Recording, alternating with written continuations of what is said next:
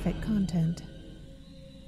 The Atlanta Lovers Lane murders were a series of unsolved shooting attacks on 3 different couples in Atlanta, Georgia in early 1977, which left 3 dead and 3 others injured.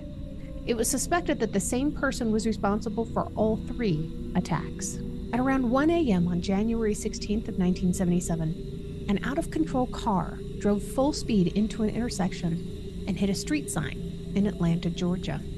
Police were called after witnesses noticed that the occupants weren't getting out of the car.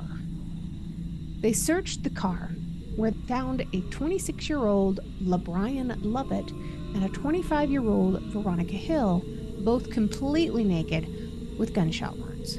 Veronica was in the backseat of the car under a coat. LeBrian's wounds were in the head, stomach, right leg, and left arm. Veronica Hill's wounds were in the left leg and her abdomen. At the time of the crash, both of them were still alive. They were rushed to the hospital, but sadly, both of them died of their wounds. During the investigation, it was noted that the couple was seen heading to Adams Park, which was a notorious hangout spot for couples who were wanting to get it on. Because of this, investigators determined that the two had probably been engaged in relations when an unknown person walked up and opened fire through the front window screen of that car.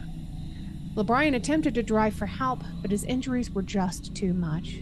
He likely passed out and lost control of the car. The bullets from LeBrian and Veronica were tested, and it was determined that the killer had used a .38 caliber gun. A little less than a month later, at around 2 a.m. on February 12th of 1977, 18-year-old Dennis Langston and 17-year-old Detira Tatum were engaged in relations in a parked car in West Manor Park when a mysterious person approached the passenger window and fired 6 shots. One of the bullets hit Dennis and another hit Detira. Both of the teenagers were still alive, but were seriously injured, and they were rushed to the hospital. Dennis and Detira would both make a full recovery. They both said that they got a quick look at the shooter, but they were only able to identify him as a tall black man. The bullets that the perpetrator fired were tested, and investigators determined that they came from the same gun that killed LeBrian Lovett and Veronica Hill a month earlier. It was that same .38 caliber. Exactly a month later, on March 12th of 1977, 20-year-old young lady named Diane Collins was with her fiancé in Adams Park. They had seen a movie earlier that evening, and they were closing out their date with a romantic romp in the park. Neither of them saw the gunman as he got close to their vehicle. Again, he shot 6 rounds into the passenger side window. They killed Diane Collins. Her fiancé was wounded in the head, but he did survive. After the attack, he even managed to drive the car to his home, where he phoned for an ambulance. I guess it was closer than the hospital, probably. And of course, this was 1977, so they didn't have cell phones. I wasn't able to find much information on him, but I'm pretty sure that he just wanted to be left alone after living through something like this.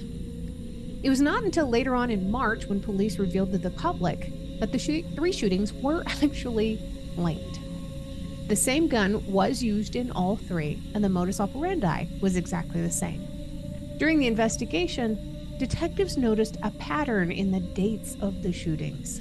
They theorized that the killer was following a 3-week schedule, as the second shooting occurred 26 days after the first shooting, and the third shooting occurred 28 days after the second one. They thought that if the killer was following this 3-week schedule, then he would strike between the 6th and 8th of April. They formed a plan. Between those days, April 6th through 8th, undercover cops scoped out Adams Park and West Manor Park both, waiting for that killer to show up, but the killer failed to appear at all. In fact, the killer was believed to never have struck again. Nevertheless, police still investigated the murders until attention was diverted to the Atlanta child murders. I'll get into that in the very next episode, so you don't want to miss that. But they started spending more time focusing on that one. By 1980, the police said that the investigation into the Lovers Lane shootings had come to a dead end. There has never been any named suspects in the case, and it remains unsolved, even now.